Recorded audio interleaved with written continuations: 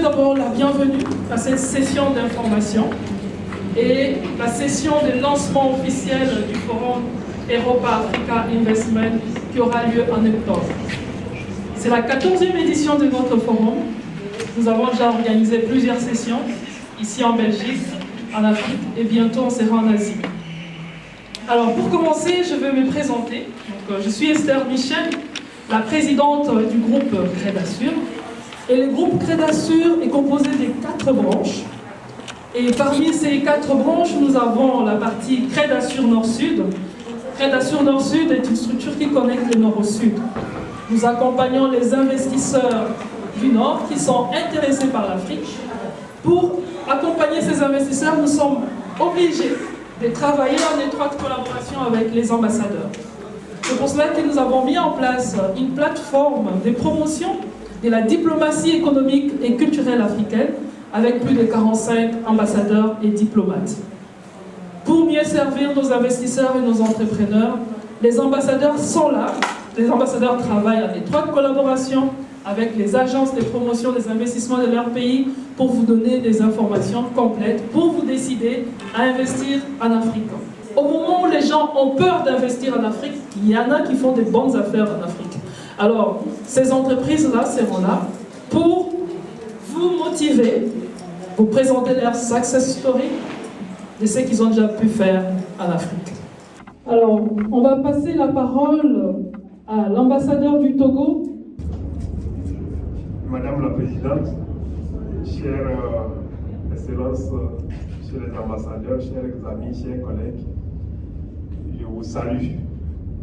Avant l'entame, permettez-moi d'adresser mes vifs remerciements à Madame la Présidente du groupe Crédassure et à son équipe et à tous ceux qui travaillent pour la promotion des buts visés par ce groupe qui, tout au début, lorsque nous avons eu la chance d'être approchés, et j'étais un peu réservé parce que je me disais, une ambassade doit toujours demander des avis à la centrale et avant de rendre compte de tout ce qu'elle fait.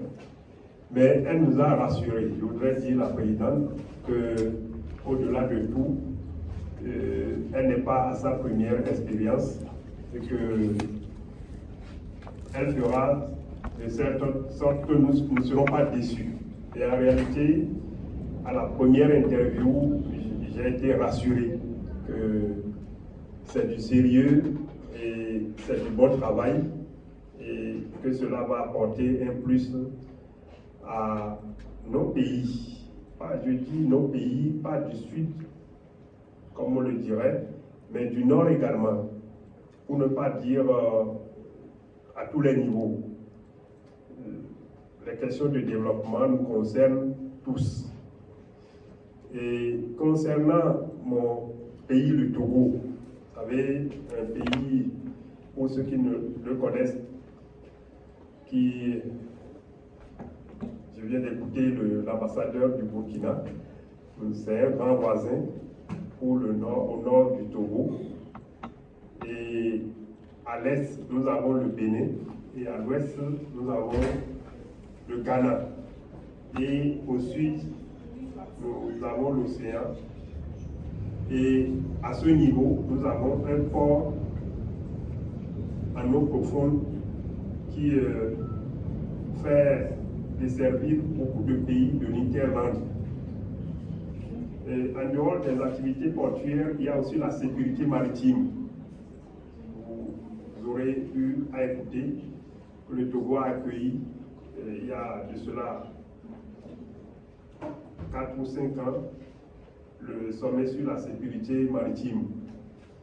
Et qui dit sécurité maritime parle de l'économie bleue. Et c'est des aspects qui nous concernent tous.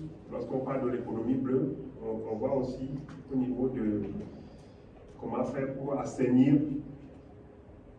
l'eau de la mer, pour éviter la pollution. Et le Togo est avant-gardiste dans ce combat. Alors, au niveau des activités qui se passent dans la sous-région et qui nous concernent naturellement au Togo, il y a l'agriculture sous toutes ses formes, l'agriculture artisanale, l'agriculture mécanique, l'agriculture moderne, et qui fait cet effort pour éviter la pollution du sol en choisissant les produits phytosanitaires les plus adaptés. Et en cela, nous savons que la Belgique constitue une destination par rapport à ce que j'ai eu à écouter, par rapport à ce que j'ai vu faire.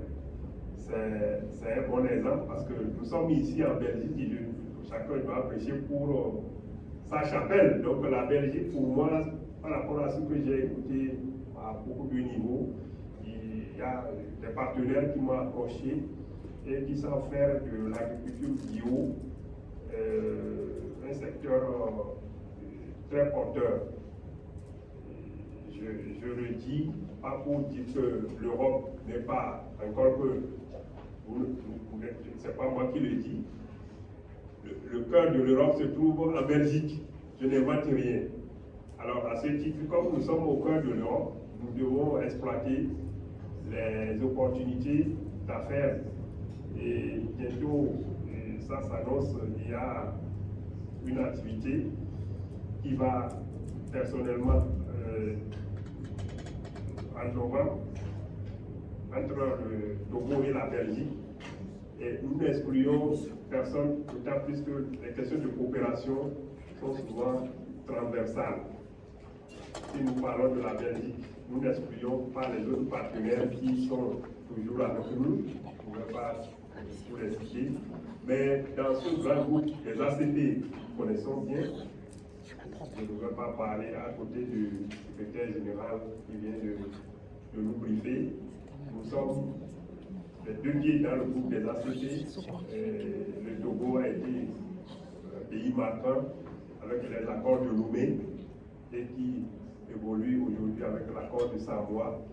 Et le ministre des Affaires étrangères du Togo a été le négociateur en chef de cet accord. Aujourd'hui, je vous rassure qu'il a été reconduit dans le nouveau gouvernement. C'est pour dire que l'équipe est là pour travailler, pour collaborer, pour aller de l'avant avec l'État-Sûr et avec tous nous tous qui sommes ici. Et tous ceux qui même ne sont pas là, nous sommes en partenariat efficace, pour ne pas dire efficient, avec tout le monde, pour ne pas monopoliser la parole, qui n'est pas le droit de le faire. Je voudrais encore réitérer mes remerciements à ce grand groupe représenté ici par la présidente et son équipe très dynamique. Merci encore. Merci. Bonne soirée. Merci Son Excellence pour les soutiens et la confiance surtout de pouvoir collaborer avec Red Assure pour accompagner la diaspora africaine.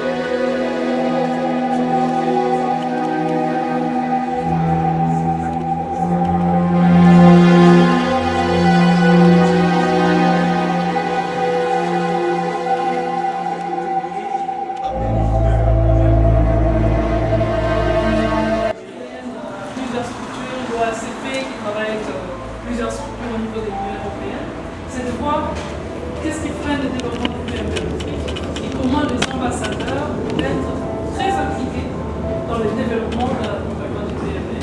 Et aussi nos partenaires comme Air Brussels, Alex, FIT, qui sont déjà très présents en Afrique, que comment on pourrait encore rendre la diaspora africaine aussi plus visible, plus présente dans les idées de création d'entreprises, par exemple. Aujourd'hui, en Belgique, je parle précisément de la Belgique, il y a plus d'entreprises qui s'orientent sur un secteur précis. Mais il y a plusieurs secteurs différents. Alors c'est pour cela que c'est dit qu'on va lancer un concours pour la diaspora africaine, Diaspora Startup Award. Alors ces concours a pour but de primer les startups des idées novatrices de la diaspora qui ont une portée pour l'Afrique. Le but est d'aider ces startups à créer des entreprises viables ici en Belgique et aider ces startups aussi à exporter leurs initiatives à l'Afrique. Et là, on aura besoin de Air Brussels, AWEX et FIT. Mais pour arriver à cette étape d'être accompagné par Air Brussels, il faut commencer quelque part. Il faut être une entreprise qui a au moins combien d'années d'expérience? 4 ans. Et 4 ans, si on n'a pas un accompagnement, c'est pas facile. La plupart commencent 1 an, on s'arrête parce qu'on n'a pas pu continuer. Alors nous, on veut vraiment accompagner ces initiatives s'il y a besoin de formation, connexion, faire en sorte qu'il y ait des vraies startups qui vont contribuer au développement de l'économie de la Belgique en même temps de leur pays d'origine. Et c'est avec vous qu'on va rendre ça possible. Donc voilà un peu nos échanges du deux. J'ajoute peut-être un petit truc. Oui. Ce que tu dis est très important. Alors, les néo-exportateurs, c'est 4 ans maximum. Ça veut dire que les structures qui sont mises en place entre 0 et 4 ans rentrent dans le scope de ce qu'on appelle les néo-exportateurs et qui sont effectivement une initiative que nous devons prendre par la main à partir de la création de l'idée. Alors, c'est très important. Voir autant d'ambassadeurs, je me permets vraiment de souligner l'importance des diasporas. J'ai déjà expérimenté avec les missions économiques que j'organise en Afrique le rôle que les diasporas peuvent avoir quand on retourne dans les pays avec dans la délégation 20, 25, 30% d'entreprises belges appartenant à la diaspora du pays. Ça change tout. Ça change tout. On l'a expérimenté avec le Cameroun il y a cette année-ci. L'année dernière, on l'a fait avec le Sénégal lors de la mission princière, puisqu'on avait travaillé avec la diaspora sénégalaise, donc l'Observatoire de la diaspora. Et donc, on était parti avec ces entreprises-là. On a déjà tout. La seule chose qu'il faut qu'on fasse, c'est vraiment qu'au sein des ambassades, nous, on puisse avoir la possibilité d'être en contact. Parce que ces diasporas-là, elles sont en général inscrites dans les ambassades.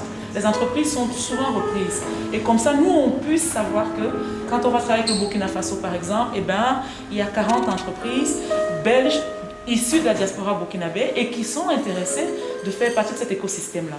Donc vraiment, je voulais passer le message là. Je remercie vraiment ce que tu es en train de faire parce que c'est quasi la moitié de ce que nous devons faire. Mais ensemble, je pense qu'il y a moyen que ce paquet-là soit bien emballé et qu'il soit beau. Et donc voilà, nous tous ici ensemble, on va le faire, quoi. En tout cas, vous pouvez compter sur moi. Merci Carlos. Merci à tous. Et là, on a trop parlé. Il est temps de prendre un petit verre.